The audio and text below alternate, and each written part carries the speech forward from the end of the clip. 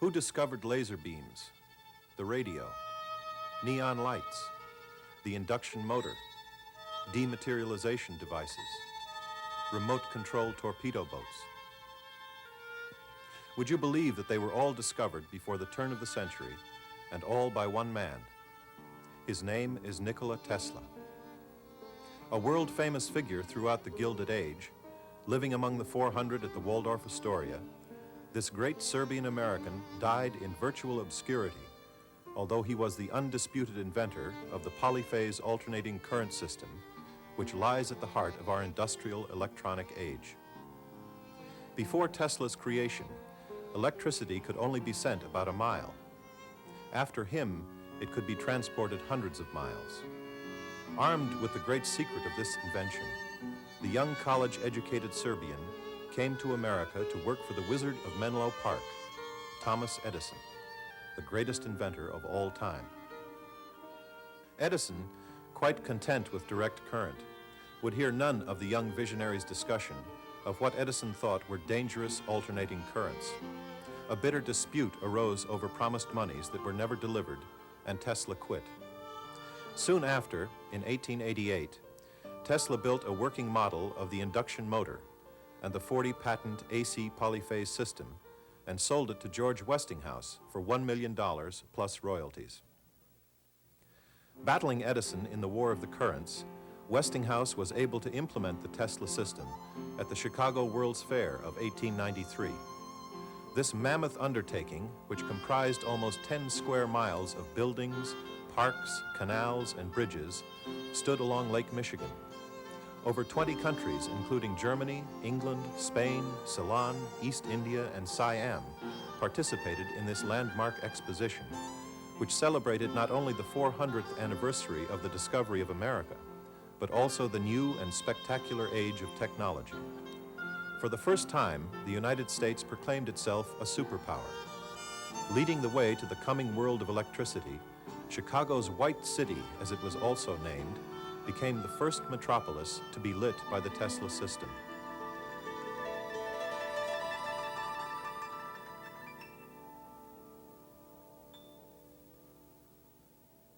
Now a bon vivant of the gay 90s social elite, Tesla toured the world as a celebrity.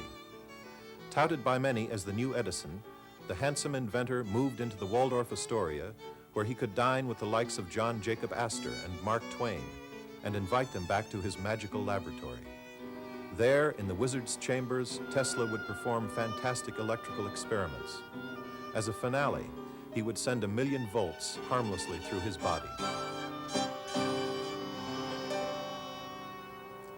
In 1895, the Tesla system was used to harness Niagara Falls, and then it quickly spread throughout the globe. Tesla, however, had a greater dream. He planned to create a worldwide electrical system distributing light, voice, pictures, and also power by means of wireless transmission. In other words, he planned to usurp the invention he had sold to Westinghouse and do away with transmission lines altogether. In 1899, he built a 200-foot-tall prototype of his magnifying transmitter in Colorado Springs, high in the Rocky Mountains, to send impulses to China or Australia, or maybe even to a nearby planet.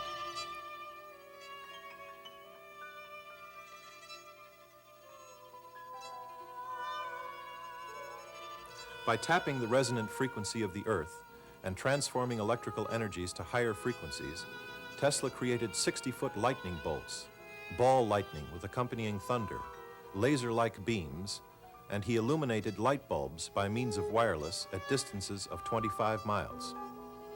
During one cosmic moment, while tracking thunderstorms 600 miles away, Tesla claimed to have received pulsed frequencies from outer space. He speculated that they were messages from Venus or Mars.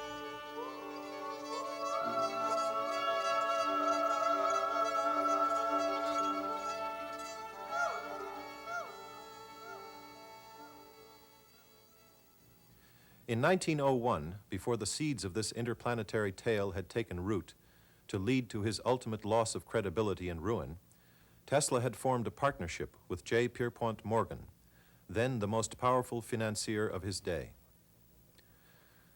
Tesla worked with architect Stanford White, designer of the original Madison Square Garden and Niagara Falls power plant, and lover of 16-year-old Evelyn Nesbit.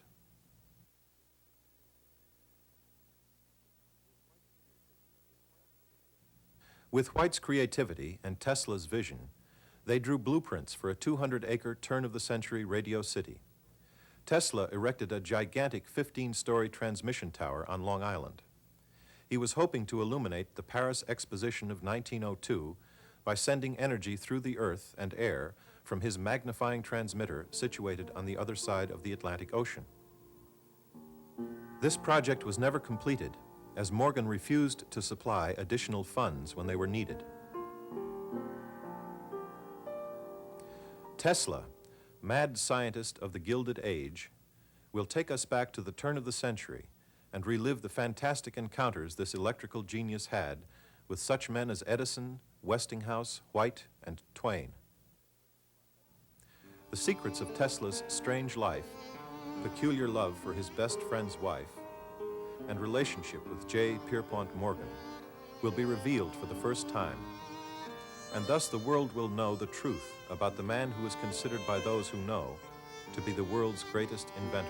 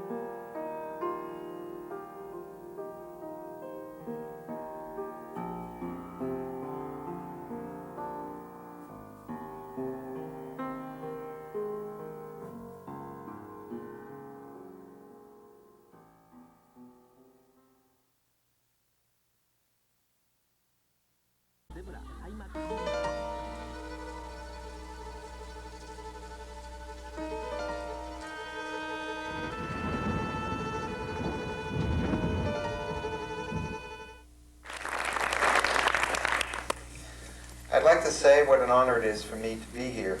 I feel like I have come to the mountain.